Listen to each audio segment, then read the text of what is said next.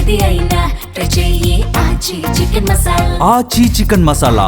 Sai Krishna missing కేసులో కీలక వ్యాఖ్యలు చేశారు మాజీ మంత్రి అంబటి రాంబాబు. ఈ కేసులో డిపార్ట్మెంట్ ఉన్నతాధికారులు ఉన్నారు అన్నారు. కేవలం సిఐ నాగరాజుని మాత్రమే పైకి చూపిస్తున్నారు. నాగరాజుని విచారిస్తే అన్ని విషయాలు బయటకు వస్తాయన్నారు. సాయి కృష్ణ మిస్సింగ్ పై పోలీస్ డిపార్ట్మెంట్ ఎందుకు మాట్లాడడం లేదు అన్న అంబటి, పోలీస్ స్టేషన్లోనే సీసీ ఫుటేజ్ మాయం వెనక ఎవరున్నారు అని ప్రశ్నిస్తున్నారు. సాయి కృష్ణ కేసుని సిబిఐ విచారణకి ఇవ్వాలని డిమాండ్ చేశారు. పిల్ల సాయి కన్నా పెద్ద నేరస్తులు పోలీసులు. ఎంత నేరస్తులు?